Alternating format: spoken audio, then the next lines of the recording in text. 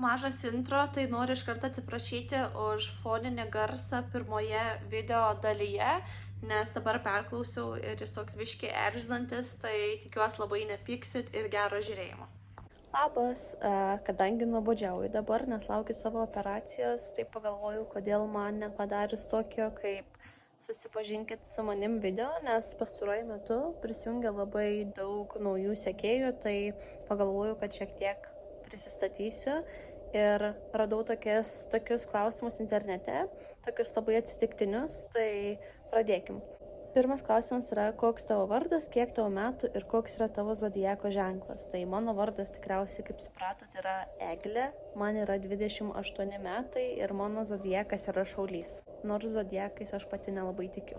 Kitas klausimas tai yra, ar patiko mokytis mokykloje ir kokia buvo mėgstamiausia pamoka. Tai mokykloje mokytis labai patiko, nors prieštarausiu dabar pati savo, aš nebuvau labai gera mokinė.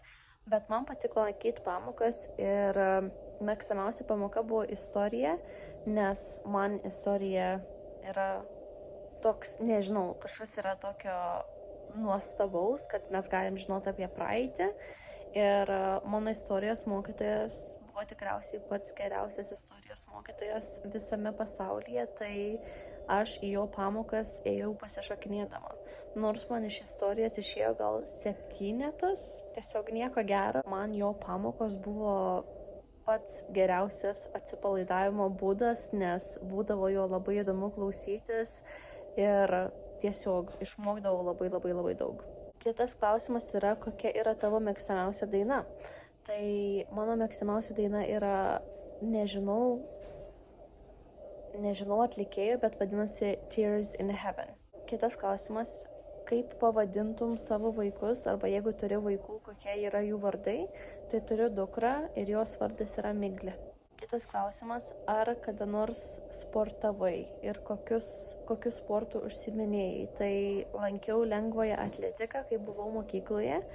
Lankiau gal apie kokius 5 ar 6 metus ir labai patiko, nes buvo laisvalaikio praleidimo būdas ir šiaip manau, kiekvienam jaunam žmogui būtina yra sportuoti, tai tikrai džiaugiuosi, kad ėjau sportavau ir man labai patiko.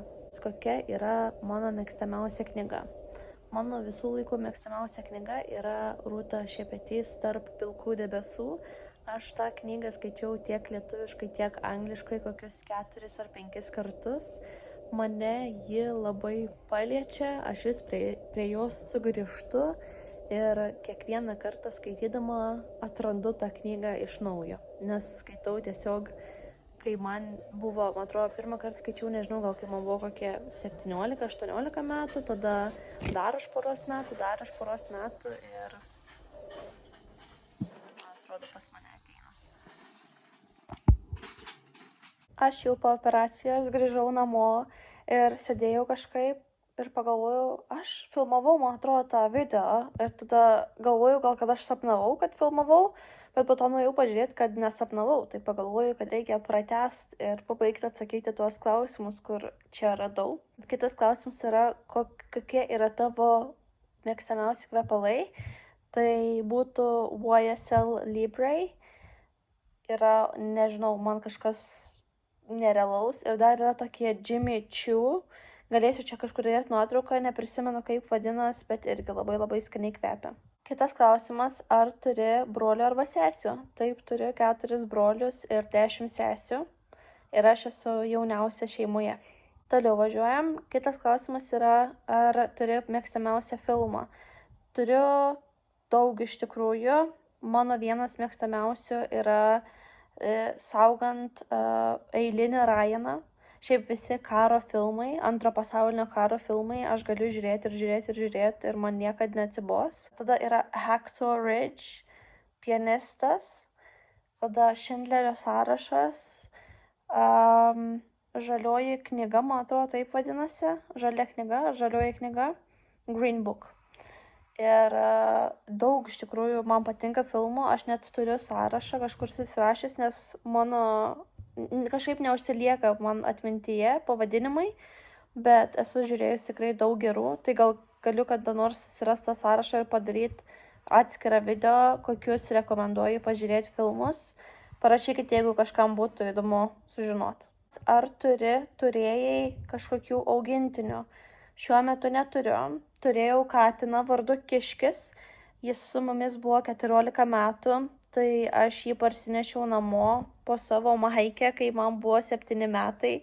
Ir iš pradžių mama neleido jo laikyti namuose, bet po to ten buvo įtikinėjimo.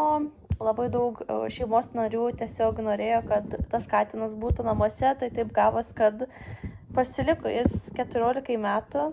Tikrai išnaudojo visas savo 7 ar 9 gyvybės, kiek ten katinai jų turi, nes tikrai daug nelaimių jam buvo atsitikę, bet katinas buvo tikrai nerealus, geras ir ramus, jokių bėdų su juo niekada nebuvo. Ir dabar, kai grįšim į Lietuvą, tai žiūrėsim, jeigu išsinuomosim kažkur, kur galima bus laikyti augintinius, tai būtinai pasimsim bent jau 2 kates ar katinus iš prieglaudos, nes mano nemėgstamiausias, bet man labiau patinka katės negu šunis. Ir labai laukiu ir tikiuosi, kad bus galimybė mums pasimti juos namo. Truputį pasitaisiau, nes labai pradėjo skaudėti koją, kur operacijos metu pjovė. Ir dar keli klausimai liko.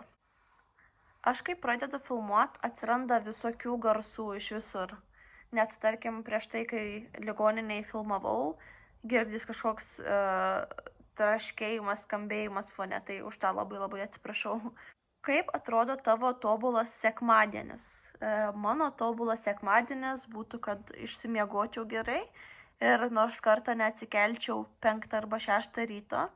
Norėčiau pamiegoti kokios 10 valandos nors kartą. Tada atsikelti, lėtai viską pasidaryti pusryčių, iškepti vaflių, pažaisti su Migle, išeiti lauką, kad būtų gražus oras, iškepti kokį pyragą. Tada skaityti knygas, nuvesti Miglę į baseiną ir vakare pažiūrėti gerą filmą. Man atrodo tiek. Šiaip aš labai toks nuobodus žmogus, man, tarkim, jeigu reikėtų, aišku, keliauti kažkur į šiltus kraštus, tai su mielu noru praleisčiau sekmadienį ten, bet jeigu kalbant apie namus, man labai patinka ramiai, lėtai viską daryti, kad nebūtų perkrauta ta nervinė sistema. Kitas klausimas, koks yra vienas dalykas iš tavo bucket list, tai iš tų dalykų sąrašo? Kaip tik vakar kalbėjom apie tai su draugu, aš labai noriu savanoriauti Maltiečiuose, kur tau paskiria vieną seną žmogų ir ten tiesiog padėti tam senam žmogui apsipirkti, pabendrauti su jais, padėti namuose apsitvarkyti, kad tiesiog būti to žmogaus draugė ir palengvinti jų gyvenimą. Tai čia yra viena mano svajonių, kurias noriu įgyvendinti, kai grįšiu į Lietuvą. Ir paskutinis klausimas, yra daugiau jų, bet man atrodo bus per ilgas video ir nuobodus. Tai jeigu galėčiau nukeliauti bet kur pasaulyje, tai kur keliaučiau? Į Pietų Ameriką. Labai mane traukia kažkodėl Pietų Amerika, Aruba, norėčiau į Kubą, Kolumbiją, Meksiką, Braziliją. Tiesiog labai atrodo nuostabios šalis su gražiom labai kultūrom ir tradicijom. Tai būtent ten. Na va, iš manęs šiandien tiek. Pagalvojau, kad pratęsiu tą video ir vis dėlto įkelsiu. Jeigu turit kažkokių dar klausimų, galit paklausti. Aš dabar kaip tik filmuoju vlogą savaitinę. Tai jeigu paklausit, galėsiu per tą vlogą irgi atsakyti. Dar kartą ačiū, kad žiūrėjote ir iki.